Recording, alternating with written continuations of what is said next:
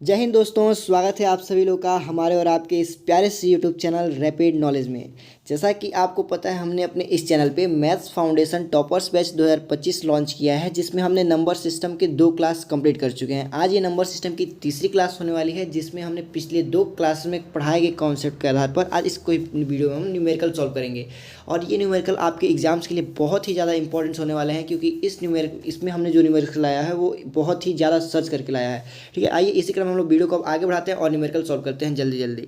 ठीक है, तो देखिए हमने इस सारा कॉन्सेप्ट आपको क्लासिफिकेशन ऑफ नंबर का पढ़ा दिया था, और आज हमारी बारी है किसकी, न्यूमेरिकल लगाने की। तो अब ये आपके डिपेंड करता है कि आपने उस कॉन्सेप्ट को कितने अच्छे से रिवीजन किया है और कैसे कैसे आप क्वेश्चन को अटेंड कर रहे हैं। ठीक है, आइए हम लोग क्वेश्चन स्टार्ट करते हैं। देखिए पहला क्वेश्चन आपका क्या कहता है, यहाँ पे देखिए आपका पहला क्वेश्चन क्या है, विषम संख्या तथा सम संख्या का योग होता है। ठीक है, विषम संख्या और सम संख्या का योग क्या होता है, आप बताइए। देखिए यहाँ पे ऑप्शन दिया है, सदैव सम संख्या होता है, सदैव विषम संख्या होता है, विषम अथवा सम हो सकता है, या कहा नहीं जा सकता क्या हो सकता है। तो आपको पता है कि जब भी हम किसी विषम संख्या में सम संख्या को जोड़ते हैं तो हमारा योग क्या आता है। आप एक, अगर आपको नहीं पता है तो आप एग्जाम्पल लेके भी कर सकते हैं। कोई एक विषम संख्या ले लीजिए 3 और इसमें एक सम संख्या जोड़ दीजिए 2। 3 और 2 को जोड़ेंगे तो आपके पास आंसर कितना आएगा, 5। और 5 आपका क्या है, विषम संख्या। अर्थात आप जब भी एक विषम संख्या में सम संख्या को जोड़ेंगे तो हमेशा ही आपको क्या मिलता है, एक विषम संख्या मिलता है। क्या मिलता है, विषम संख्या। ठीक है, आइए नेक्स्ट क्वेश्चन देखते हैं। हमारे पास नेक्स्ट क्वेश्चन क्या कह रहा है, आपके पास यहाँ पे नेक्स्ट क्वेश्चन दिया है कि 1 2 3 4 5 7 11 और 13 को क्या कहा था। ये कुछ नंबर्स दिए गए हैं और इस नंबर्स को हम लोग क्या कह सकते हैं वही पूछा जा रहा है। कह रहा पहला दिया कि सम संख्या कहते हैं, दूसरा अभाज्य संख्या कहते हैं, तीसरा प्राकृतिक संख्या कहते हैं, चौथा विषम संख्या कहते हैं। तो आप देखेंगे कि पहला सम संख्या तो आपका 3 सम संख्या नहीं है, 5 भी सम संख्या नहीं है, 7 भी सम संख्या नहीं है। इस हिसाब से पहला ऑप्शन आपका क्या हुआ, पहला ऑप्शन आपका क्या हुआ, गलत हुआ। पहला ऑप्शन क्या हुआ, गलत, पहला ऑप्शन नहीं हो सकता। दूसरी संख्या कह रहा है कि अभाज्य संख्या। आप देखेंगे कि जो 4 है, 4 तो भाज्य संख्या है, यानी कि दूसरा ऑप्शन भी क्या हुआ आपका, गलत हुआ। अब देखिए तीसरा ऑप्शन क्या कह रहा है, प्राकृतिक संख्या है। तो तीसरा, 1 आपका प्राकृतिक संख्या है, 2 भी प्राकृतिक संख्या है, 3 भी प्राकृतिक संख्या है, 4 भी प्राकृतिक संख्या है। मतलब यहाँ पे जितने भी नंबर्स दिए हैं सारे नंबर्स क्या है, प्राकृतिक संख्या है। ठीक है, यानी कि ये ऑप्शन सही हो सकता है। अब लास्ट ऑप्शन देखते हैं। लास्ट ऑप्शन कह रहा है सभी विषम संख्या हैं। आप देखेंगे कि 4 क्या आपका सम संख्या है, जो कि विषम संख्या है। अर्थात हमारे पास जो बचा वो कौन सा बचा, ऑप्शन थर्ड बचा। कौन सा बचा, ऑप्शन थर्ड। ऑप्शन थर्ड यहाँ पे हमारे पास क्या है, एक मिनट हो जाइए। देखिए ऑप्शन थर्ड हमारे पास, ऑप्शन थर्ड क्या बचा, प्राकृतिक संख्या। यानी कि हमारा इस क्वेश्चन का आंसर क्या होगा, प्राकृतिक संख्या। ठीक है, अब हम नेक्स्ट क्वेश्चन की तरफ बढ़ते हैं। देखिए नेक्स्ट क्वेश्चन क्या कह रहा है, प्रत्येक परिमेय संख्या भी है। यहाँ पे प्रत्येक परिमेय संख्या भी है, और यहाँ पे 4 ऑप्शन दिए आपके पास, एक पूर्णांक, एक वास्तविक संख्या, एक प्राकृतिक संख्या, या एक पूर्ण संख्या। तो देखिए परिमेय संख्या आपका पूर्णांक होता है कि नहीं होता है, ये देखिए। अगर आप एक अपने पास एक एग्जांपल ले लीजिए परिमेय संख्या का 3/4। 3/4 आप देखेंगे 3/4 ये तो फ्रैक्शन में है, और फ्रैक्शन वाली वैल्यू कभी भी पूर्णांक नहीं हो सकती। अर्थात पहला ऑप्शन आपका क्या हुआ, गलत हुआ। दूसरा, एक वास्तविक संख्या। तो जब हमने आपको कॉन्सेप्ट पढ़ाया था तो बताया था हम जितने भी नंबर्स को यूज़ में लाते हैं, जितने भी नंबर्स को हम लोग देखते हैं, वो सारे नंबर्स क्या होते हैं, आपकी वास्तविक संख्या होते हैं। और वास्तविक संख्या के अंदर आपके rational number, irrational number, integer, natural number, whole number, जितने भी नंबर्स हैं वो सारे आपके क्या होते हैं, रेशनल नंबर में चले आते हैं। ठीक है, अब देखिए नेक्स्ट ऑप्शन दिया है कि, तो यानी कि हमारा दूसरा ऑप्शन क्या हो सकता है, सही हो सकता है। आप तीसरा ऑप्शन भी देखेंगे, तीसरा ऑप्शन क्या, एक प्राकृतिक संख्या। देखिए परिमेय संख्या प्राकृतिक संख्या हो भी सकता है, नहीं हो सकता। अगर 4 लिखा है तो 4 आपका क्या है, परिमेय संख्या भी है और प्राकृतिक संख्या भी है। लेकिन यहीं अगर आपके पास 5/7 दे दिया तो ये आपका क्या है, परिमेय संख्या तो है लेकिन एक प्राकृतिक संख्या नहीं है, यानी कि तीसरा ऑप्शन भी आपका क्या हुआ, गलत। चौथा, एक पूर्ण संख्या। और देखिए, और 5/7 आपका क्या है, परिमेय संख्या है लेकिन एक पूर्ण संख्या नहीं है, यानी कि चौथा ऑप्शन में आपका क्या हुआ। तो आपका सही ऑप्शन इस क्वेश्चन का जवाब क्या हो जाएगा, एक वास्तविक संख्या। क्या आंसर हुआ, एक वास्तविक संख्या। ठीक है, आइए हम लोग नेक्स्ट क्वेश्चन देखते हैं। नेक्स्ट क्वेश्चन क्या है, पाई क्या है। नेक्स्ट क्वेश्चन क्या है, पाई क्या, संख्या पाई है एक भिन्न है, या एक आवर्ती दशमलव है, कि एक परिमेय संख्या है, कि एक अपरिमेय संख्या है। तो जब हमने आपको कॉन्सेप्ट पढ़ाया था तो बताया था कि जो पाई होता है वो पाई क्या होता है, एक अपरिमेय संख्या होता है। क्या होता है, एक अपरिमेय संख्या होता है। ठीक है, और आवर्ती दशमलव का मतलब कि ऐसा डेसिमल जो बार बार क्या करे, रिपीट करे, बार बार क्या करे, रिपीट करे। तो आपको मालूम है पाई जब अपरिमेय संख्या है तो जो इसका डेसिमल है वो तो ना तो खत्म होगा और ना ही बार बार रिपीट करेगा, यानी कि नॉन टर्मिनेटिंग नॉन रिपीटिंग होता है। ठीक है, अब ये नेक्स्ट क्वेश्चन देखते हैं। नेक्स्ट क्वेश्चन क्या कह रहा है। ठीक है, नेक्स्ट क्वेश्चन हम देखेंगे। नेक्स्ट क्वेश्चन है, अंक 3 2 6 7 5 1 4 9 में 7 का स्थानीय मान और इसी का अंकित मान के बीच का अंतर क्या होगा। 7 के स्थानीय मान और अंकित मान के बीच का अंतर क्या होगा। देखिए 7 का जब हम लोग स्थानीय मान निकालेंगे तो यहाँ पर लिखेंगे 7 और 7 के बाद से कितने डिजिट है 1 2 3 4 देखेंगे 4 डिजिट है तो इसके बाद से कितने जीरो लगा देंगे 4 जीरो 1 2 3 4 और 7 का स्थानीय मान तो हो गया। अब 7 का अंकित मान क्या होता है आपको पता है। किसी भी नंबर का अंकित मान यानी कि फेस वैल्यू सेम वही नंबर होती है। अब इसका अंतर पूछा तो हम प्लेस वैल्यू वाले में से अंतर जब भी पूछता हूँ क्या करते हैं घटाते हैं। अब देखिए 10 में से 7 जाएगा तो आंसर आपके पास क्या आएगा 3। आंसर क्या आएगा 3। अब देखिए उसके बाद यहाँ क्या बचा आपके पास 9, यहाँ क्या बचा फिर से 9, फिर यहाँ से क्या बचा 9 और यहाँ क्या बचा 6। तो आपका आंसर हो जाएगा 69993 यानी कि ऑप्शन सी आपका क्या हो जाएगा सही आंसर हो जाएगा। आप देखिए बिना कैलकुलेशन के भी आप जवाब दे सकते थे एक लाइन में। देखिए 10 में से आपका 7 जाएगा तो कितना बचेगा 3। लास्ट में क्या रहा है 3। अब देखिए किस ऑप्शन के लास्ट में 3 दिया है। जिस ऑप्शन के लास्ट में 3 दिया रहेगा वही आपका क्या हो जाएगा आंसर हो जाएगा। तो देखिए सी ऑप्शन में लास्ट में 3 दिया है तो ये क्या हो जाएगा आपके क्वेश्चन का आंसर हो जाएगा। ठीक है, आप इसको दिमाग में भी कर सकते थे। ठीक है, आइए नेक्स्ट क्वेश्चन देखते हैं। नेक्स्ट क्वेश्चन क्या दिया हमारे पास। यहाँ पर देखिए 56431 एक नंबर दिया है और बोल रहा है इसमें 6 के स्थानीय मान और 4 के अंकित मान के बीच का अंतर बताइए। अब देखिए 6 का स्थानीय मान निकालेंगे तो लास्ट में 6 का स्थानीय मान निकालेंगे तो देखिए 6 इसके बाद से कितने डिजिट है 3 तो 3 जीरो लगा देंगे 1 2 3 देख रहे हैं लास्ट में जीरो आ रहा है। और 4 के अंकित मान यानी मतलब किसमें से हम लोग कितना घटाएंगे 4 घटाएंगे। 10 में से 4 जाएगा तो आपके पास आंसर कितना का 6। अब देखेंगे किसके लास्ट में 6 है। इसके लास्ट में नहीं है तो ये ऑप्शन नहीं होगा। इसके लास्ट में भी 6 नहीं है तो ये भी नहीं होगा। इसके लास्ट में 6 नहीं है ये भी होगा। तो आपका आंसर क्या बचेगा सी। तो ये सी ऑप्शन है क्या तीसरा ऑप्शन क्या हो जाएगा आपका सही हो जाएगा। ठीक है, आप ऐसे भी कर सकते हैं। आप सब घटा के भी आप देख सकते हैं। देखिए यहाँ से एक हाँसी है तो यहाँ घटाए फिर यहाँ क्या बचेगा आपके पास 9, यहाँ भी क्या बचेगा 9 और यहाँ क्या बचेगा 5 5996 आपका क्या हो जाएगा इस क्वेश्चन का आंसर हो जाएगा। ठीक है, अब देखिए नेक्स्ट क्वेश्चन हम लोग देखते हैं। नेक्स्ट क्वेश्चन हमारे पास क्या दिया है कि 17065809 इसमें 7 6 और 9 के स्थानीय मान योग किसके बराबर है। आपके पास एक संख्या दी गई है। इस संख्या में 7 का स्थानीय मान 6 का स्थानीय मान और 9 के स्थानीय मान का क्या कह रहा है योग पूछ रहा है। तो हम क्या करेंगे यहाँ पे पहले तो सबसे पहले हम लोग स्थानीय मान निकालेंगे। देखिए 7 का स्थानीय मान निकालेंगे तो इसके बाद 7 के बाद से कितने डिजिट हैं 1 2 3 4 5 कितने हैं 2 2 4 2 6 कितने डिजिट हैं 6 डिजिट। तो 6 जीरो लगा देंगे 1 2 3 4 5 6 जीरो लग गया। अब देखिए उसके बाद क्या 6 का स्थानीय मान निकालना है। 6 के स्थानीय मान निकालेंगे 6 के बाद कितने डिजिट हैं 4। तो 6 लिख के 4 जीरो लगा देंगे 1 2 3 4 और यहाँ क्या लिखेंगे 6 लिख देंगे। और उसके बाद क्या बोला 9 का स्थानीय मान। तो लास्ट में क्या है 9 तो 9 का स्थानीय मान क्या हो जाएगा 9। अब इन सबको हम लोग क्या करेंगे जोड़ लेंगे तो लास्ट में क्या आएगा जोड़ने पर 9 आएगा। तो देखिए लास्ट में जोड़ने पर 9 तो इसमें सारे ऑप्शन में लास्ट में 9 दिया है। उसके बाद हम क्या करेंगे देखें इससे पहले क्या रहा है 0 फिर क्या आएगा 1 मिनट रुक जाइए थोड़ा सा बैक हो गया। देखिए फिर हम क्या करेंगे पहले तो फिर से लिखना पड़ेगा 1 मिनट रुक जाइए। देखिए यहाँ पे आपके पास क्या दिया था 7 का जो हम लोग स्थानीय मान निकाले तो 7 के पास 6 अंक है तो 6 जीरो लगा देंगे। ठीक है, फिर 6 के बाद से कितने अंक है 4 अंक है। 6 के बाद से कितने अंक है 4 तो 6 के बाद से हम लोग कितना जीरो लगा देंगे 4 जीरो लगा देंगे 6 और 1 2 3 4 ये क्या होगा 6 का स्थानीय मान हो जाएगा। फिर लास्ट में क्या है 9 तो 9 का स्थानीय मान निकालेंगे तो क्या हो जाएगा 9।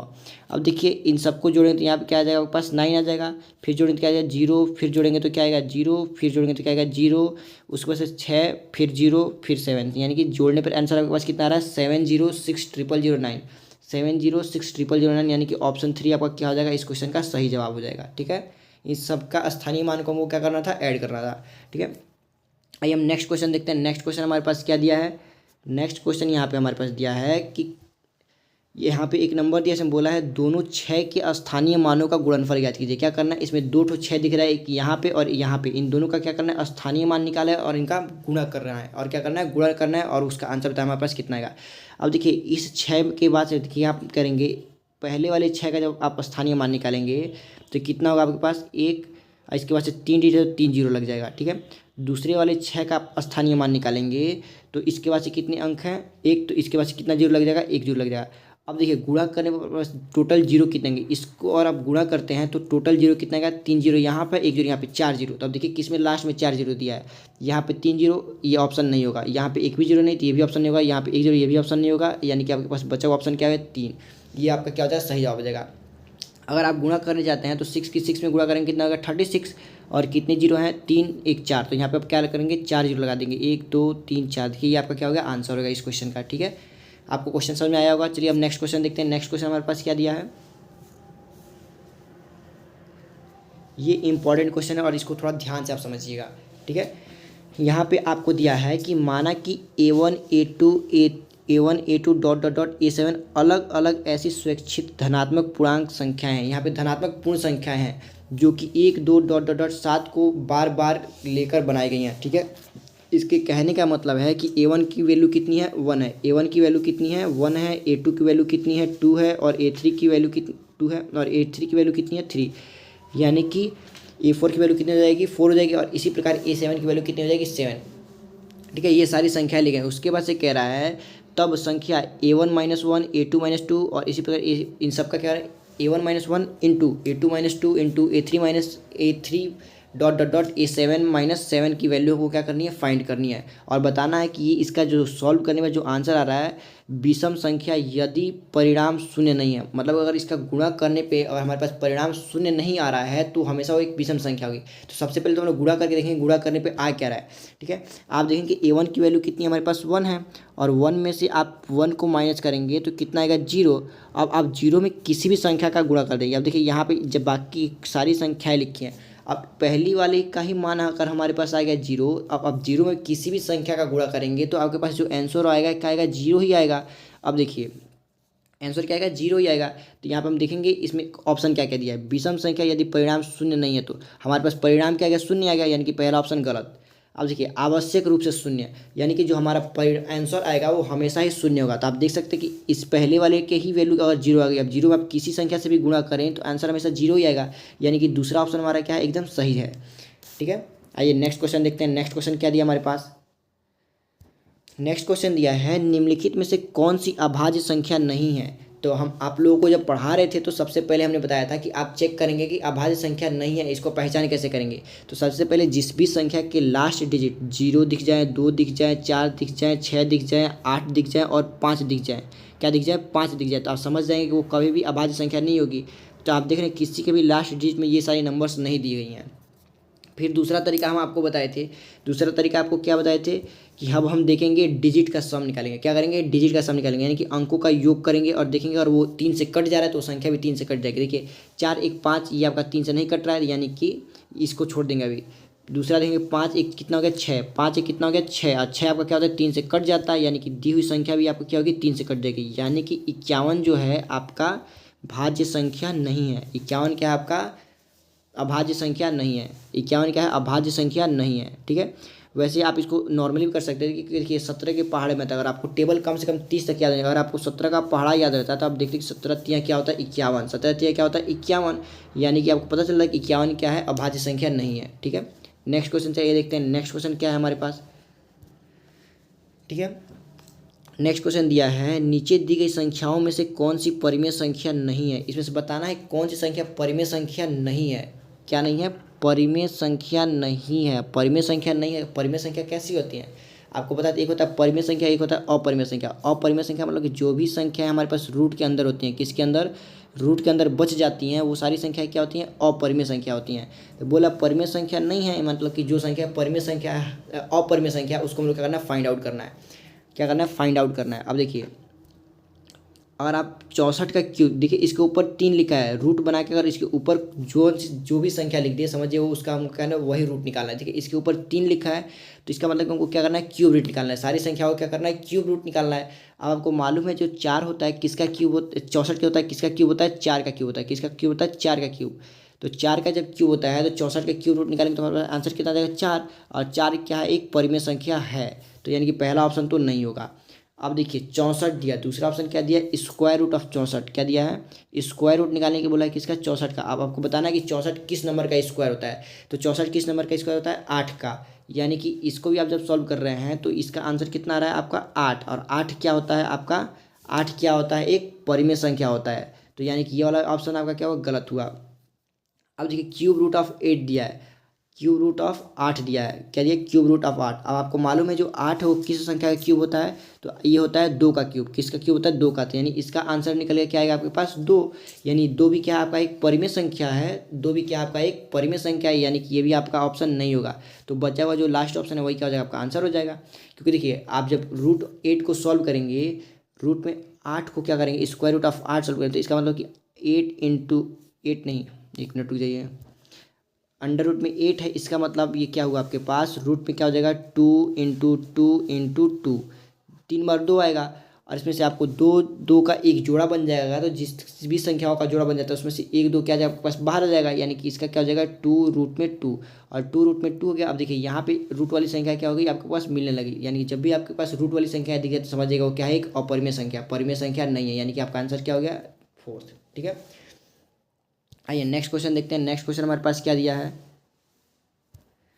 नेक्स्ट क्वेश्चन दिया है निम्नलिखित में से कौन सी संख्या अपरिमेय संख्या नहीं है। क्या है, अपरिमेय संख्या नहीं है। पाई क्या होता है, एक अपरिमेय संख्या होता है। पाई क्या होता है, एक अपरिमेय संख्या होता है। अब देखिए सबसे पहले तो हम लोग देखेंगे कि कौन सी, आपको हमने एक चीज़ सिखाई थी तो बताई थी, आपको हमने एक चीज़ सिखाया था तो बताया था, एक देखिए जैसे हमने आपको एक चीज़ सिखाई थी कि आपको पता होना चाहिए कि किसी भी परफेक्ट स्क्वायर नंबर का, यानी जो पूर्ण वर्ग संख्याएं होती हैं उसके लास्ट के जो 2 डिजिट होते हैं वो 1 से लेकर 24 तक के स्क्वायर के लास्ट के 2 डिजिट में से ही होते हैं। क्या होते हैं, लास्ट के 2 डिजिट में से ही होते हैं। आप देखिए किसी भी संख्या के लास्ट में आपको 52 देखने को नहीं मिलेगा। क्या करेगा, 52 देखने को नहीं मिलेगा, यानी कि किसी भी पूर्ण वर्ग संख्या के लास्ट में कभी भी 52 नहीं हो सकता।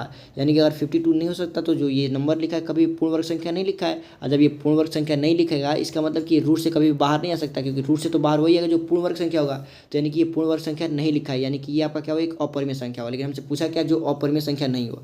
अब देखिए 28 भी किसी के लास्ट में नहीं आता। 1 से लेकर 24 तक आप स्क्वायर देखेंगे तो कोई भी ऐसा नंबर नहीं मिलेगा जिसके स्क्वायर के लास्ट के 2 डिजिट में आपको क्या मिलेगा 28 देखने को मिल रहा है। यानी कि ये वाला भी आप ऑप्शन आपका क्या होगा, गलत, क्योंकि ये भी पूर्ण वर्ग संख्या नहीं है। जब पूर्ण वर्ग संख्या नहीं है तो ऑप्शन से रूट से बाहर निकलेगा नहीं, और जब रूट से बाहर नहीं निकलेगा तो रूट वाली सारी संख्या क्या होती है, अपरिमेय संख्या होती है। ठीक है, आप देखेंगे 84, क्या देखेंगे 84 आपका क्या होता है। बचा हुआ ऑप्शन जो चौथा है वही क्या होगा आपका आंसर हो जाएगा। अब देखिए 84 है, 84 आप 84 देखेंगे 1 से लेकर 24 तक के संख्याओं के बीच में क्या होगा, आपको 84 देखने को मिल जाएगा। यानी कि आपका आंसर क्या हो जाएगा, ऑप्शन 4th, ऑप्शन क्या हो जाएगा 4th। ठीक है, आइए नेक्स्ट क्वेश्चन देखते हैं। नेक्स्ट क्वेश्चन हमारे पास क्या दिया है। अगर आपको कॉन्सेप्ट एकदम अच्छे से तैयार है तो आपको इन क्वेश्चन को सॉल्व करने में मुश्किल से 20 से 30 सेकेंड ही लेंगे, उससे अधिक आपको नहीं लगेंगे। ठीक है, आइए देखते हैं हम लोग नेक्स्ट क्वेश्चन। क्वेश्चन नंबर 13 हमारे पास क्या दिया है। निम्नलिखित में से कौन सी भाज्य है, पूछ रहा है इसमें से कौन सी संख्या भाज्य है। तो भाज्य मतलब कि ऐसी संख्या जो अभाज्य नहीं है, और जो संख्या अभाज्य नहीं है उसका हम पहचान करना आपको बताए हैं। सबसे पहले लास्ट डिजिट देखते हैं, तो लास्ट में ऐसा कोई भी डिजिट नहीं दिख रहा है जो क्या हो 0, 2, 4, 6 और 8 और 5 में से हो। यानी कि पहला हम लोग नियम छोड़ देंगे। दूसरा नियम डिजिटल सम निकालेंगे। क्या करेंगे, उसके अंकों का योग निकालेंगे। डिजिटल सम उसके डिजिट्स का सम निकालेंगे। देखिए डिजिट का सम निकालेंगे तो 4, 2, 6, 1, 7 है, तो ये 3 से तो कटेगा नहीं, तो कुछ टाइम के लिए इसको भी छोड़ देंगे। अब देखिए इसको देखेंगे ऑप्शन बी, 6, 2, 8, 1, 9 कितना हो गया 9, 9 से आपका क्या होता है 3 कट, 9 जो है आपका 3 से कट जाता है, यानी कि दी हुई संख्या भी आपकी क्या होगी 3 से कट जाएगी। जब ये 3 से कट जाएगी तो और ये क्या होगा कि भाज्य संख्या क्या हो जाएगी, भाज्य संख्या, यानी कि ऑप्शन 2 क्या हो जाएगा, इसका सही जवाब हो जाएगा इस क्वेश्चन का। 261 क्या है आपका, एक भाज्य संख्या है। ठीक है, नेक्स्ट क्वेश्चन देखते हैं। नेक्स्ट क्वेश्चन हमारे पास क्या है। नेक्स्ट क्वेश्चन क्या दिया हुआ है, निम्नलिखित संख्याओं में से कौन सी संख्या संयुक्त संख्या, संयुक्त संख्या मतलब कंपोजिट नंबर यानी कि भाज्य संख्या है। कौन सी संख्या है, भाज्य संख्या है आपके पास कौन सी है। तो देखिए सबसे पहले तो लास्ट डिजिट देखते हैं, तो लास्ट डिजिट देख के तो हमको पता नहीं चल रहा है कि भाज्य संख्या की अभाज्य संख्या है। तो अब क्या करेंगे, हम लोग जोड़ेंगे, अंकों को क्या करेंगे जोड़ेंगे। देखिए 7 में आप 6 जोड़ेंगे तो कितना हो जाएगा 13, तो 13 तो 3 से कटता नहीं है, तो कुछ टाइम के लिए इस ऑप्शन को भी क्या करेंगे छोड़ देंगे। 7, 3 क्या करेंगे जोड़ेंगे, कितना होगा 10, 10 भी आपका 3 से नहीं कटता, इसलिए इस ऑप्शन को कुछ टाइम के लिए छोड़ देंगे। 7 और 5 जोड़ेंगे कितना हो जाएगा 12, 12 का क्या होता है 3 से कट जाता है, 12 क्या होता है 3 से कट जाता है। यानी कि जब ये 3 से कट जाएगा तो आपका ऑप्शन 2 क्या हो जाएगा, सही हो जाएगा, क्योंकि ये हो गई आपकी भाज्य संख्या यानी कंपोजिट नंबर।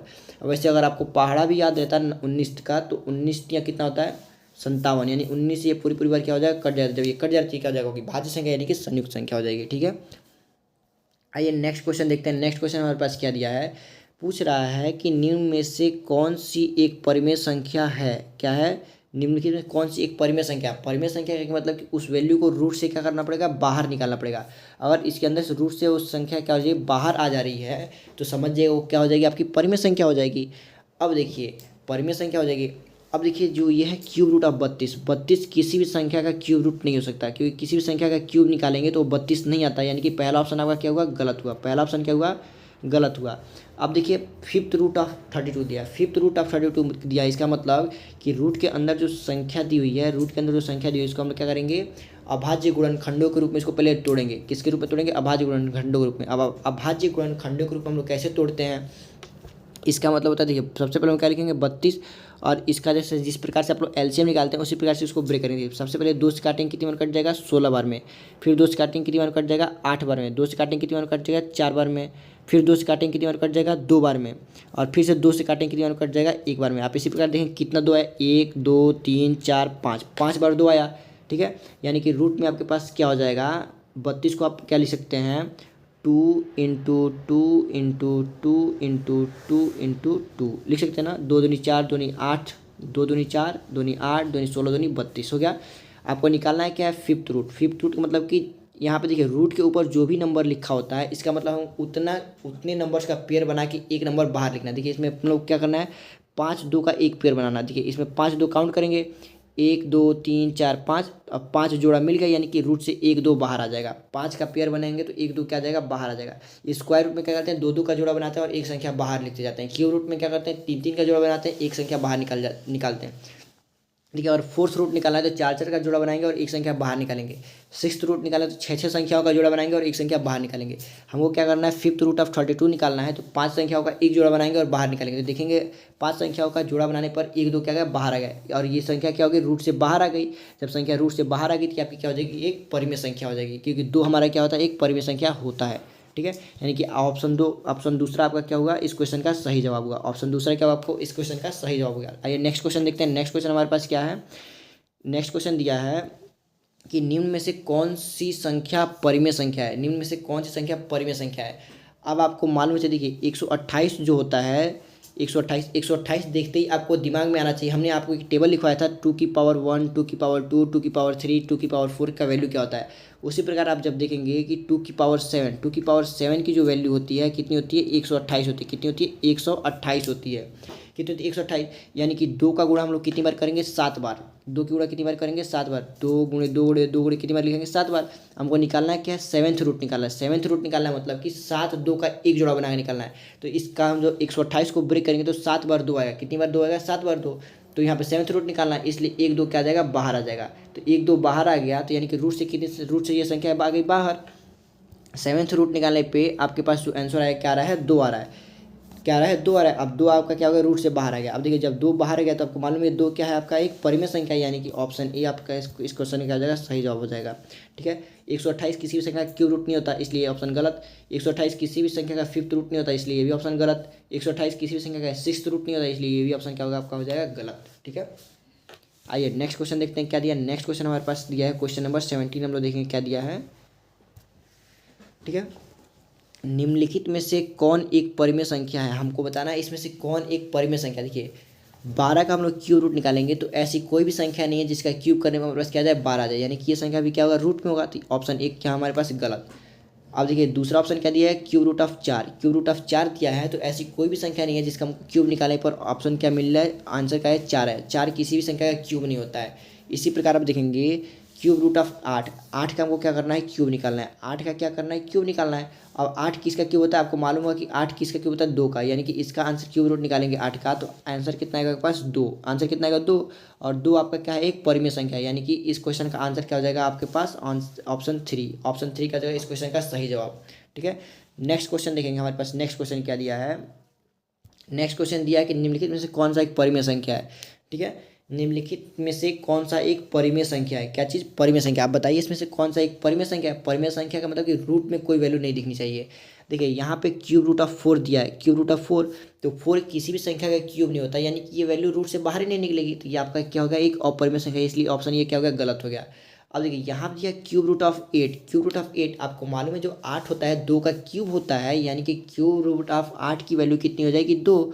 यानी कि 2 - 2 करेंगे, कितना करेंगे, इसकी वैल्यू आ गई 2, और यहाँ पे पहले से ही 2 था तो 2 - 2 करेंगे कितना का, 0। आपको मालूम है 0 क्या होता है, एक परिमेय संख्या होता है, यानी कि ऑप्शन दूसरा क्या हो जाएगा इस क्वेश्चन का सही जवाब। ऑप्शन 2 क्या हो जाएगा इस क्वेश्चन का सही जवाब हो जाएगा। नेक्स्ट क्वेश्चन देखते हैं। नेक्स्ट क्वेश्चन हमारे पास क्या दिया है, नेक्स्ट क्वेश्चन दिया है कि 100 से लेके 120 के बीच सभी अभाज्य संख्याओं का योग क्या होगा। क्या होगा? सभी अभाज्य संख्याओं का योग क्या होगा। अब हम लोग 100 से लेके 120 तक की सभी अभाज्य संख्याओं को लिखेंगे और उसका योग निकालेंगे। तो पहली अभाज्य संख्या क्या होती है? 101 होती है। दूसरी क्या होती है? 103 होती है। तीसरी क्या हो जाएगी आपके पास? 107 हो जाएगी। फिर से क्या हो जाएगी? 109 हो जाएगी। और लास्ट क्या हो जाएगा आपके पास? 113। क्या हो जाएगा? 113। इसके बाद ऐसी एक भी अभाज्य संख्या नहीं है जो 100 से लेके 120 के बीच में है। अब इसी का हमको क्या करना है? योग निकालना है। इन सबको क्या कर देना है? जोड़ देना है। 3 में 1 जोड़ 4, 4 में 7 जोड़ेंगे कितना होगा? 11, 11 में 9 जोड़ेंगे आपके पास कितना हो जाएगा? 20, और 20 में 3 जोड़ेंगे तो कितना हो जाएगा? 23, 23 का 3 और हासिल आया आपके पास 1, और 1 और यहाँ पे पहले से हासिल आया कितना है? 1। ठीक है, हासिल कितना है? 2, और 2 1 मिलकर आपके पास कितना हो जाएगा? 3, और इसको काउंट करिए 1 2 3 4 5, यानी कि 533 आपका क्या हो जाएगा इस क्वेश्चन का सही जवाब। ठीक है, यानी कि ऑप्शन डी क्या होगा इस क्वेश्चन का सही जवाब। नेक्स्ट क्वेश्चन देखते हैं। नेक्स्ट क्वेश्चन हमारे पास क्या दिया है? वह सबसे बड़ा पूर्णांक जो किन्हीं 4 क्रमागत पूर्णांकों के गुणनफल को विभाजित करता है। तो आपको ये चीज़ याद रखना है, आपको हमने कॉन्सेप्ट में बताया भी था, किन्हीं भी 4 क्रमागत पूर्णांकों का जब हम लोग गुणा करते हैं, किन्हीं भी 4 क्रमागत पूर्णांकों का गुणा करते हैं तो हमेशा ही किससे कटता है? 24 से। और पूछा सबसे बड़ा गुणनफल, तो देखिए इसमें सबसे बड़ा नंबर ही क्या दिया? 24, यानी कि 24 क्या हो जाएगा इस क्वेश्चन का सही जवाब हो जाएगा। आपको हमने कॉन्सेप्ट बताया, आप कोई सा भी 4 क्रमागत पूर्णांक लेके देख सकते हैं। जैसे देखिए पहला हम पूर्णांक लेते हैं, मान लीजिए 1 गुणे 2 गुणे 3 गुणे 4 ले लिए। अब इसका गुणा कर दिए, 4 3 12 दूनी 24, आंसर कितना है? 24, और 24 तो 24 से कटेगा ही, तो यानी कि इस क्वेश्चन का जवाब क्या हो जाएगा आपका? ऑप्शन 4। ठीक है, आप इस बात को याद रखें, किसी भी 4 क्रमागत पूर्णांकों का अगर हम लोग गुणा करते हैं तो उसका गुणनफल हमेशा ही 3 से क्या होता है? 4 से क्या होता है? विभाज्य होता है। क्या होता है? 4 से विभाज्य होता है। ठीक है, अब देखिए नेक्स्ट क्वेश्चन हमारे पास क्या दिया है कि यहाँ पे आपको पहले क्या दिया? एक कथन दिया है, फिर से उसका कारण दिया है। पहले क्या दिया? एक कथन दिया है, उसका एक कारण दिया है। हमको बताना है कि ये कथन और कारण सही दिए हैं कि गलत दिए हैं। ठीक है, तो सबसे पहले हम लोग पहला क्वेश्चन पढ़ेंगे। यहाँ पे दिया है शून्य एक पूर्ण संख्या है। तो आप बताइए शून्य एक पूर्ण संख्या है कि नहीं है? तो आपको पता है होल नंबर में 0 आता है, यानी कि अभिकथन तो आपके पास क्या दिया है? सही दिया है। क्या दिया? अभिकथन तो आपके पास क्या दिया है? सही दिया है। अब कारण देखेंगे, इसका कारण क्या दिया है? प्रत्येक पूर्णांक एक पूर्ण संख्या है। हमारे पास प्रत्येक जो पूर्णांक है वो एक पूर्ण संख्या है। तो क्या बताइए, आप सोच के बताइए, क्या सभी जो इंटीजर होते हैं वो होल नंबर होते हैं? यानी कि प्रत्येक पूर्णांक क्या होता है? पूर्ण संख्या होता है। देखिए, और -2 आपके पास क्या है? पूर्णांक तो है लेकिन एक पूर्ण संख्या नहीं है, यानी कि ये वाला चीज़ आपके पास क्या दिया है? गलत दिया है। यानी कि पॉइंट ए आपका है सही है और आर क्या है? गलत है। अब हम लोग ऑप्शन देखेंगे, यहाँ पे ऑप्शन क्या दिया है? देखिए पहला ऑप्शन दिया है ए और आर सही है, इसका मतलब कि ए भी सही है और आर भी सही है, यानी कि पहला ऑप्शन क्या हो गया? गलत, क्योंकि ए तो सही है लेकिन आर क्या है? गलत है। फिर देखेंगे दूसरा ऑप्शन क्या दिया है? ए और आर सही है लेकिन आर ए का सही स्पष्टीकरण नहीं है, तो आर तो गलत है, इसलिए ये भी ऑप्शन आपका क्या हुआ? गलत हुआ। अब देखिए तीसरा, ए सही है लेकिन आर गलत है। देखिए आपको मालूम है ए सही था और आर क्या था? गलत है, यानी कि आपका इस क्वेश्चन का जवाब क्या हो जाएगा? ऑप्शन 3। ठीक है, ऑप्शन 3 हो जाएगा। अब देखिए चौथा ऑप्शन दिया ए गलत है, तो ए तो गलत नहीं, ए तो सही है, तो इसलिए ये भी क्या होगा? ऑप्शन गलत, यानी तीसरा ऑप्शन क्या होगा? इस क्वेश्चन का सही जवाब हो गया। ठीक है, नेक्स्ट क्वेश्चन देखते हैं। नेक्स्ट क्वेश्चन हमारे पास क्या दिया है? नेक्स्ट क्वेश्चन दिया, यदि p इस प्रकार एक अभाज्य है कि p+2 भी एक अभाज्य है, यानी कि हमारे पास p एक ऐसी संख्या है जो क्या है? एक अभाज्य संख्या है, और जैसे ही उस अभाज्य संख्या में 2 जोड़ते हैं तो हमको जो आंसर मिलता है वो भी क्या होगा? एक अभाज्य संख्या ही मिलेगा।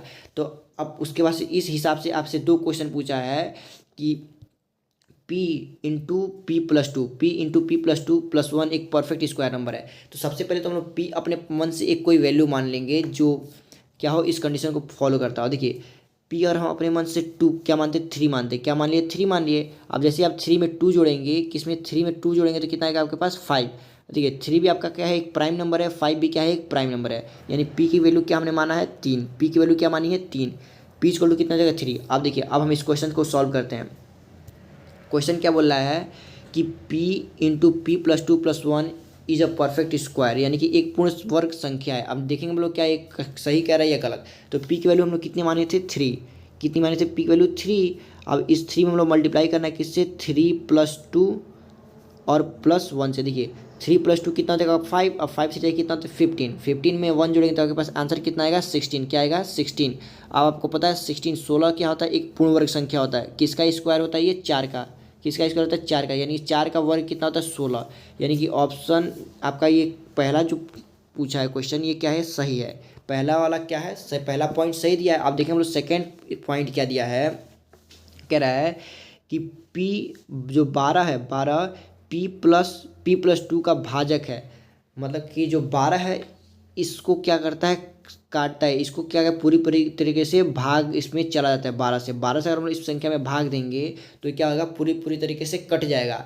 यदि p जो है वो बड़ा है किससे, 3 से, p किससे बड़ा है, 3 से, यानी p तो अभाज्य संख्या है लेकिन 3 से बड़ी अभाज्य संख्या है। 3 से बड़ी अभाज्य संख्या अपने मन से कोई सा ही मान लीजिए।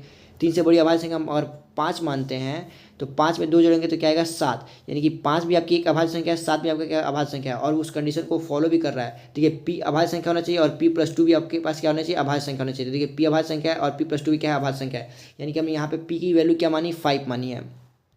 अब इस कंडीशन को हम लोग देखें क्या दूसरा पॉइंट सही कह रहा है या गलत। तो p+2 की वैल्यू निकालेंगे। देखिए यहाँ पे p का मान हम क्या माने, अपने मन से 5 माना गया है। अब 5 पे हमको ऐड क्या करना है, 5+2 ऐड करना है। तो देखिए 5 और 2 जोड़ें कितना होता है, 7, और 7 में 5 जोड़ें कितना होगा, 12। अब देखिए 12 को ये 12 तो डिवाइड करेगा ही, यानी कि ये भी पॉइंट आपके पास क्या दिया है, सही दिया है। जो 12 है वो p+2 का क्या है, भाजक है, जब p क्या हो, बड़ा हो 3 से। तो यानी कि दोनों पॉइंट क्या दिए हमारे पास, सही दिए हैं। दोनों पॉइंट क्या दिए, सही दिए। तो इस क्वेश्चन का जवाब हो जाएगा बोथ 1 और 2, यानी कि ऑप्शन इसका पॉइंट 1 भी सही है और पॉइंट 2 भी सही है। ठीक है, नेक्स्ट क्वेश्चन हम लोग देखते हैं। नेक्स्ट क्वेश्चन हमारे पास क्या दिया है, आइए next question, question number 23। Question number 23 हम लोग देखेंगे, 1 से लेके 1000 के बीच कितनी परिमेय संख्याएं होती हैं। तो हम जब हमने आपको कॉन्सेप्ट पढ़ाया था तो बताया था कि किन्हीं भी दो संख्याओं के बीच में जब भी परिमेय संख्या पूछे तो उनके बीच कितनी परिमेय संख्या होती हैं, इनफाइनाइट। कितनी होती हैं, इनफाइनाइट परिमेय संख्या होती है। कितनी होती है, इनफाइनाइट परिमेय संख्या, यानी कि अनंत परिमेय संख्याएं होती हैं। तो इस क्वेश्चन का आंसर क्या हो जाएगा, इनफाइनाइट। और किन्हीं दो संख्याओं के बीच हमको परिमेय संख्या निकालना हो तो उसका तरीका होता है उन दोनों संख्याओं को जोड़ के 2 से भाग दे देंगे तो उसके बीच की परिमेय संख्या हमको क्या हो जाएगी, मिल जाएगी। ठीक है, तो आप याद रखिएगा इस बात को, किन्हीं भी दो संख्याओं के बीच इनफाइनाइट परिमेय संख्याएं होती हैं। इनफाइनाइट रेशनल नंबर क्या होते हैं। ठीक है, अब देखिए, अब हमारे पास क्या दिया है कि बोला है सबसे छोटा धनात्मक अभाज्य।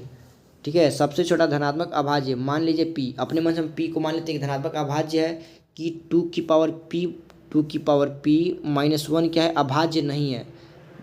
क्या कह रहा है, अभाज्य नहीं। ये जो वैल्यू लिखी है 2 की पावर p -1, ये क्या होना चाहिए, एक अभाज्य संख्या नहीं होनी चाहिए। हम लोग p एक ऐसा अभाज्य संख्या माने, p एक ऐसा अभाज्य संख्या माने कि 2 की पावर p -1 क्या होनी चाहिए, अभाज्य नहीं होनी चाहिए।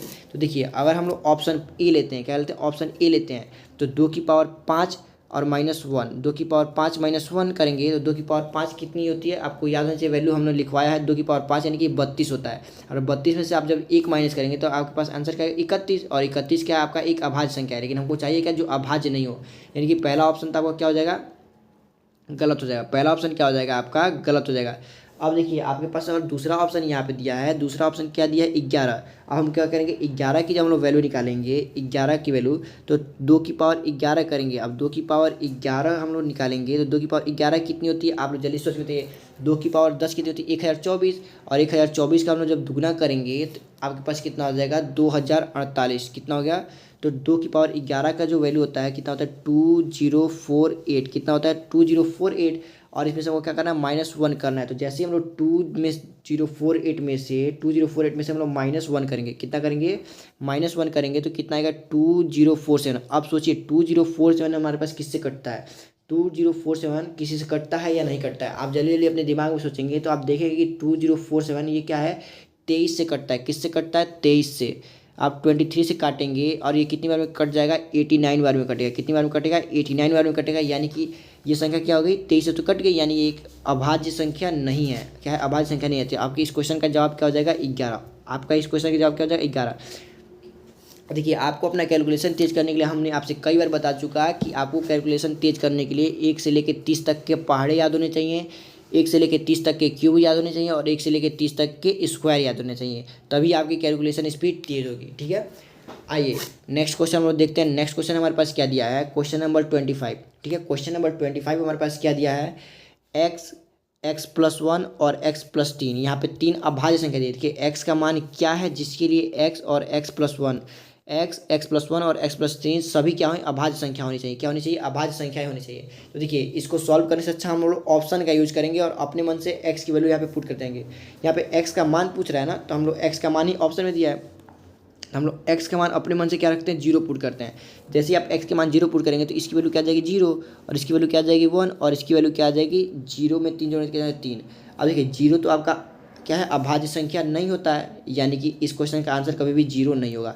अब दूसरे ऑप्शन से चेक करेंगे, दूसरा ऑप्शन आपके पास क्या दिया 1। जैसे ही ऑप्शन 2 रखेंगे तो x का मान क्या रखेंगे 1, और ये दूसरा क्या हो जाएगा 2, और ये तीसरा क्या हो जाएगा 4। 3 1 कितना हो जाएगा 4। अब देखिए 4 क्या है आपका एक भाज्य संख्या है, क्या है एक भाज्य संख्या, अभाज्य संख्या नहीं है, यानी कि ऑप्शन दूसरा भी क्या है आपके पास गलत दिया है। अब तीसरा ऑप्शन हम लोग देखेंगे, तीसरा ऑप्शन क्या दिया 2। जैसे ही हम लोग 2 पुट करेंगे तो एक्स की वैल्यू क्या आ गई 2, और 2 + 1 कितना होता है 3, और 2 + 3 कितना होता है 5। देखिए 5 भी क्या है एक अभाज्य संख्या है, 3 भी अभाज्य संख्या है, और 2 भी अभाज्य संख्या है, यानी कि इस क्वेश्चन का सही जवाब क्या हो जाएगा ऑप्शन सी, ऑप्शन सी। देखिए कई बार हम लोग क्वेश्चन को ऑप्शन की सहायता से सॉल्व करते हैं, तो यहाँ इस क्वेश्चन को हमने किसकी सहायता से सॉल्व किया, ऑप्शन की सहायता से। नेक्स्ट क्वेश्चन देखेंगे हमारे पास, नेक्स्ट क्वेश्चन क्या दिया है, क्वेश्चन नंबर 26। क्वेश्चन नंबर 26 हमारे पास क्या दिया है, यदि k क्या है धनात्मक पूर्णांक है तो प्रत्येक वर्ग पूर्णांक का रूप क्या होता है। तो आपको हमने जब कॉन्सेप्ट पढ़ाया था तो बहुत ही डिटेल में समझाया था कि आप किसी भी संख्या का स्क्वायर कर लें, क्या कर लें, किसी भी संख्या का वर्ग यानी कि स्क्वायर कर लें, तो जो आपको आंसर मिलता है वो हमेशा ही 4k या 4k+1 के रूप में मिलता है। किसके रूप में मिलता है, 4k+1 के रूप में मिलता है। तो ऑप्शन ढूंढ लीजिए आप, यहाँ पे देखिए केवल 4k का रूप का, तो ऑप्शन गलत, क्योंकि ये 4k+1 के रूप का भी होता है। देखिए 4k या 4k+3 के रूप का, तो 4k और 4k+1 के रूप का, तो यहाँ पे 3 नहीं 1 होना चाहिए, ये भी ऑप्शन गलत। और ये 4k+1 और 4k+3, तो ये 3 नहीं होता, तो ये भी ऑप्शन आपका क्या होता सही होता। अब देखिए चौथा ऑप्शन दिया है 4k और 4k+1, यानी कि ये चौथा ऑप्शन आपके पास क्या दिया है, बिल्कुल सही दिया था, यानी इस क्वेश्चन का आंसर क्या हो जाएगा ऑप्शन डी। इस चीज़ को हमने कॉन्सेप्ट में बहुत ही डिटेल में समझाया था कि किसी भी संख्या का जो स्क्वायर हम निकालते हैं वो 4k या 4k+1 के रूप का होता है, ठीक है। आइए नेक्स्ट क्वेश्चन देखते हैं, क्वेश्चन नंबर 27। क्या करेंगे, क्वेश्चन नंबर 27 देखेंगे। यहाँ पे बोला PQR ऐसी अभाज्य संख्या है, यानी कि ये तीनों संख्या क्या है अभाज्य संख्या होनी चाहिए। P भी अभाज्य संख्या है, Q भी अभाज्य संख्या और R भी अभाज्य संख्या, जो क्या है 13 से छोटी हो। तीनों संख्या किस होनी चाहिए, छोटी होनी चाहिए, और उसमें R सबसे बड़ा होना चाहिए, फिर उससे छोटा Q होना चाहिए, उससे छोटा क्या होना चाहिए P होना चाहिए। पूछ रहे कितने मामलों में P + Q + R भी एक अभाज्य संख्या होगा, मतलब कि ऐसे कितने केसेस बनेंगे, 3 नंबरों का जोड़ा बनेगा जिसको हम लोग जोड़े तो आंसर जो आए वो भी क्या होना चाहिए अभाज्य संख्या होना चाहिए। तो सबसे पहले हम देखेंगे 13 से छोटी कितनी अभाज्य संख्या है।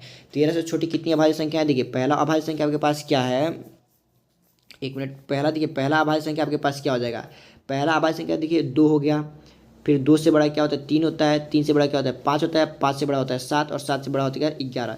ये सारी क्या है 13 से छोटी अभाज्य संख्या है, क्या है सारी 13 से छोटी अभाज्य संख्या है। आप पूछ रहे कितने केसेस में P + Q + R को और हम लोग जोड़ते हैं तो तीनों क्या आना चाहिए अभाज्य संख्या आनी चाहिए।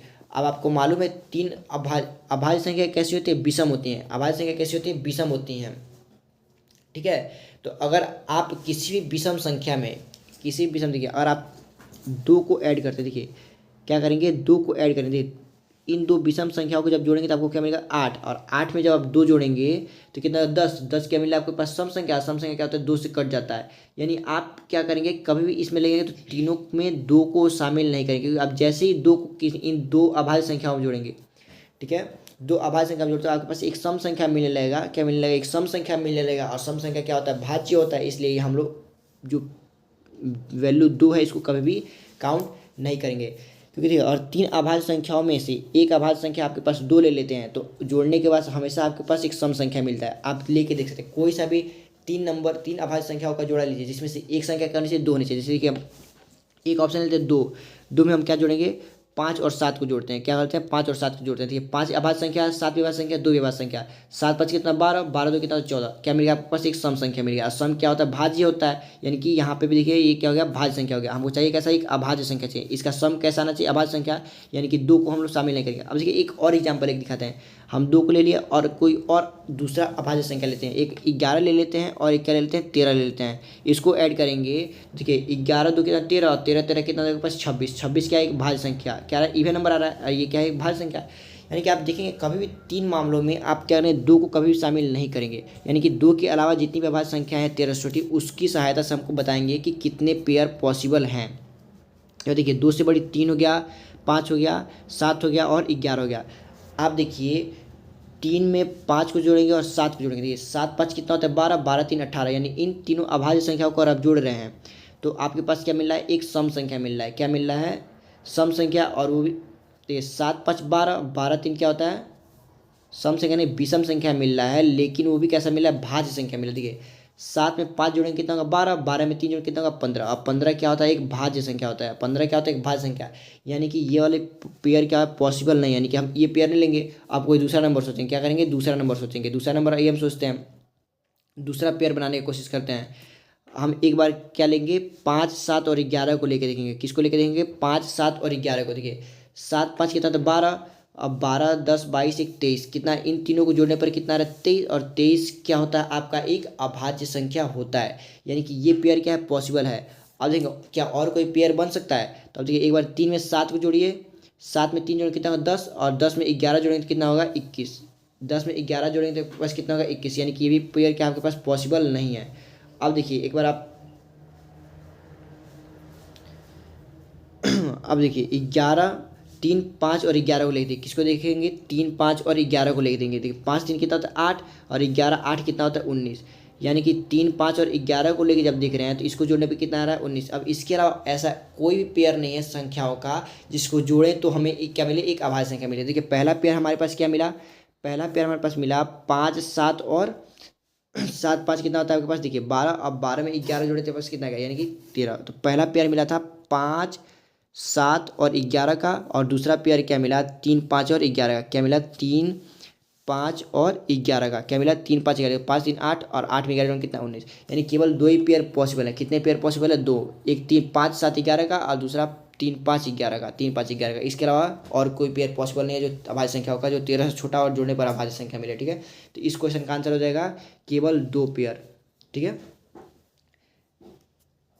आइए नेक्स्ट क्वेश्चन हम लोग देखते हैं। नेक्स्ट क्वेश्चन हमारे पास क्या दिया है, ध्यान से समझिएगा इस क्वेश्चन को भी। ठीक है, किन्हीं 3 क्रमागत पूर्णांकों का गुणनफल 6 से विभाज्य होता है। अब आप सोच के बताइए, अगर हम किसी भी 3 क्रमागत पूर्णांकों को गुणा करें तो वो 6 से विभाज्य। ये कॉन्सेप्ट हमने आपको पढ़ाया भी था क्लास में, दूसरी क्लास में हमने बताया था। किसी भी 3 क्रमागत पूर्णांक की अगर आप गुणा करते हैं, किसी भी 3 क्रमागत पूर्णांकों की अगर आप गुणा करते हैं तो हमेशा ही 6 से कटता है। आप कोई सा भी एग्जाम्पल लेके देख सकते हैं, 2 गुणे 3 गुणे 4 ले लीजिए, आप देखेंगे ये भी क्या होगा 6 से कटेगा। 4 या 12 दिन कितना 24, और 24 को आप जब 6 से भाग देंगे तो पूरी पूरी बार क्या होगा, कट जाएगा। इस प्रकार कोई भी 3 क्रमागत पूर्णांकों की गुणा करेंगे तो हमेशा ही किससे कटेगा, 6 से क्या होगा, पूर्णतः विभाजित हो जाएगा। किससे कब विभाजित हो जाएगा, 6 से पूर्णतः विभाजित हो जाएगा। ठीक है, 6 से पूर्णतः क्या हो जाएगा, विभाजित हो जाएगा। यानी कि पहला वाला कथन क्या दिया, पहला जो पॉइंट है क्या दिया, सही दिया है। अब ये हम लोग दूसरा पॉइंट देखते हैं, दूसरा पॉइंट क्या दिया, सही दिया कि नहीं दिया है। देखिए बोल रहा है किसी भी पूर्णांक को 3 रूपों 3k+1 या 3k+2 के रूप में से किसी एक में व्यक्त किया जा सकता है, जहाँ के कोई भी पूर्णांक है। ठीक है, तो अब देखिए दूसरा कथन बोल रहा है हमारे पास कोई सा भी पूर्णांक है, दुनिया का कोई सा भी ऐसा पूर्णांक नहीं है जिसको हम लोग 3k या 3k+1 या 3k+2 के रूप में ना तोड़ सकें। तो आप इस पॉइंट को भी याद रखिएगा कि हमारे पास दुनिया में जितने भी पूर्णांक होते हैं उसको या तो 3k के रूप में हम लोग ब्रेक कर सकते हैं, या 3k+1 के रूप में तोड़ सकते हैं, या 3k+2 के रूप में तोड़ सकते हैं। आप कोई सा भी पूर्णांक का एग्जाम्पल लेके देख सकते हैं। जैसे कई बच्चों के दिमाग में आएगा कि अब सर 6 को तोड़ के दिखाइए। 6 आपके पास क्या है, एक पूर्णांक है। 6 क्या आपके पास पूर्णांक है, आप बताइए किसके रूप में तोड़ेगा। देखिए आप 6 को हम लोग 3k के रूप में तोड़ सकते हैं। 3 × 2 क्या होता है, 3 × 2 6 होता है कि नहीं होता है। यानी कि 6 को हम लोग 3k के रूप में तोड़ दिए। कई बच्चे बोलेंगे आप 7 को तोड़ के दिखाइए। किसको तोड़ के दिखाइए, 7 को। तो 7 को तोड़ के दिखाते हैं। देखिए 3 में 2 का जब मल्टीप्लाई करेंगे तो 3 2 कितना होता है 6, और 6 में 1 जोड़ेंगे तो कितना हो जाएगा 7। यानी कि ये क्या हो गया, 3k+1 के रूप में टूट गया। किसके रूप में टूट गया, 3k+1 के रूप में। यानी कि ये इसके रूप में टूट गया। इसी प्रकार 8 का देखेंगे आप, किसका देखेंगे, 8 का। 8 को तोड़ेंगे तो 3 2 कितना होता है 6, और प्लस कितना हो गया, इसमें 2 जोड़ देंगे तो 8। यानी कि 3k+2 के रूप में टूट गया। इसी प्रकार आप दुनिया का कोई सा भी पूर्णांक लेंगे उसको आप 3k या 3k+1 या 3k+2 के रूप में क्या कर सकते हैं, आसानी से तोड़ सकते हैं। किसके रूप में, 3k+1 या 3k+2 के रूप में आसानी से तोड़ सकते हैं। यानी कि दूसरा कथन भी आपके पास क्या दिया, सही। यानी कि इस क्वेश्चन का भी ऑप्शन क्या हो जाएगा, सी, बोथ 1 और 2। ठीक है, आइए नेक्स्ट क्वेश्चन देखते हैं। नेक्स्ट क्वेश्चन हमारे पास क्या दिया है, क्वेश्चन नंबर 29 हमारे पास दिया है। ठीक है, तो ये 29 बोला है यदि हम एक धनात्मक पूर्णांक को दूसरे धनात्मक पूर्णांक से विभाजित करते हैं तो परिणामी संख्या क्या होती है। आप अपने मन से कोई सा भी एक धनात्मक पूर्णांक ले लीजिए। हमने अपने मन से एक धनात्मक पूर्णांक 7 ले लिया, इसको हम डिवाइड कर रहे हैं किससे, 3 से। अब देखिए यहाँ पे कुछ बोला है यह हमेशा एक प्राकृतिक संख्या आएगा। क्या हमेशा एक प्राकृतिक संख्या आएगा? अब देखिए 7 में जब आप 3 से भाग देंगे तो ये कटेगा ही नहीं, तो प्राकृतिक संख्या कहाँ से आएगा? यानी कि पहला ऑप्शन क्या दिया आपके पास, गलत दिया है। ठीक है, दूसरा ऑप्शन देखिए, यह हमेशा एक पूर्णांक होगा। पूर्णांक मतलब कि ये तो फ्रैक्शन में भी नहीं होना चाहिए, ना ही डेसिमल में होना चाहिए। तो ये देखिए ये तो फ्रैक्शन दिया है, यानी कि दूसरा ऑप्शन भी आपका क्या हुआ, गलत हुआ। तीसरा, यह एक परिमेय संख्या है। यह क्या है, एक परिमेय संख्या है। तो देखिए परिमेय संख्या तो है। अब चौथा ऑप्शन क्या है, यह एक अपरिमेय संख्या है। अब देखिए अपरिमेय संख्या, क्या एक अपूर्णांक में दूसरे अपूर्णांक से भाग दें तो अपरिमेय संख्या आपको मिल रहा है? नहीं, यानी कि हमारे पास ऑप्शन क्या हो जाएगा, चौथा भी गलत। इस क्वेश्चन का सही जवाब क्या हो जाएगा, ऑप्शन सी। सही जवाब क्या हो जाएगा, ऑप्शन सी। ठीक है, आइए नेक्स्ट क्वेश्चन देखते हैं। नेक्स्ट क्वेश्चन हमारे पास क्या दिया है, ये इस वीडियो का लास्ट क्वेश्चन है और इसके बाद से अभी आपके पास कम से कम 20 क्वेश्चन बचे हैं। कितने क्वेश्चन बचे हैं, 20 क्वेश्चन, जिसको हम कल की वीडियो में पढ़ाएंगे। ठीक है, ये लास्ट क्वेश्चन है, इसको आइए जल्दी से समझ लेते हैं और वीडियो को कंप्लीट करते हैं। देखिए यहाँ पे हमारे पास एक असमानता दिया है। इसमें बोला है कि 3 की पावर n जो है ये हमेशा बड़ी होगी किससे, n की पावर 3 से, n की पावर 3 से। ठीक है, ये एक हमको कंडीशन दिया है और इससे रिलेटेड कुछ पॉइंट दिया है। इस पॉइंट को हम लोग को देखना है। ठीक है, कब दिया है, जब दिया है यन कोई प्राकृतिक संख्या है, यन हम अपने मन से एन की कोई से भी वैल्यू ले लेंगे तो ये इस कंडीशन को क्या इस कंडीशन को फॉलो करेगा कि नहीं करेगा, आइए चेक करते हैं। ठीक है, अगर हम 3 है और एन की वैल्यू हम अपने मन से 1 मानते हैं तो इस हिसाब से इस साइड क्या हो जाएगा, 1 की क्यूब हो जाएगी। अब देखिए 1 की पावर आप कितना हो करें, आंसर कितना आएगा 1, और यहाँ पे क्या हो जाएगा 3। तो देखिए 1 क्या है, 3 से 1, 3 जो है आपका 1 से क्या है, बड़ा है। यानी कि एन की वैल्यू अगर हम 1 ले रहे हैं तो ये इस कंडीशन को फॉलो कर रहा है। अब देखिए एन की वैल्यू हम अपने मन से अब 2 लेंगे, एन की वैल्यू क्या लेंगे 2, तो 3 की पावर 2 हो जाएगी, ग्रेटर देन क्या दिया 2 की पावर 3। अब देखिए 3 के पावर जब 2 करेंगे तो कितना आता है 9, और 2 की पावर 3 करेंगे तो कितना आएगा 2 टू जा 4 और 4 टू जा क्या था 8। यानी कि 9 हमेशा बड़ा होता है किससे, 8 से। 9 किससे होता है, बड़ा होता है 8 से। यानी कि n बराबर 2 पर भी ये क्या कर रहा है, फॉलो कर रहा है। n बराबर 2 पर भी ये क्या कर रहा है, फॉलो कर रहा है। जैसे ही आप n की वैल्यू 3 लेंगे, क्या लेंगे, n की वैल्यू 3 लीजिए तो 3 की पावर 3 करेंगे और ये क्या हो गया, बड़ा होता है n की वैल्यू, यानी कि 3 की वैल्यू 3 से। तो 3 तिया 9 तिया क्या होता है 27, क्या होता है 27। और ये 27 क्या 27 से बड़ा है, नहीं। n की वैल्यू जैसे हमने 3 लिया तो देखा ये दोनों संख्याएं क्या आ रही है, आपस में बराबर आ जा रही है। दोनों संख्या क्या हो रही है, आपस में बराबर आ जा रही है। यानी कि n की वैल्यू 3 पॉसिबल नहीं है।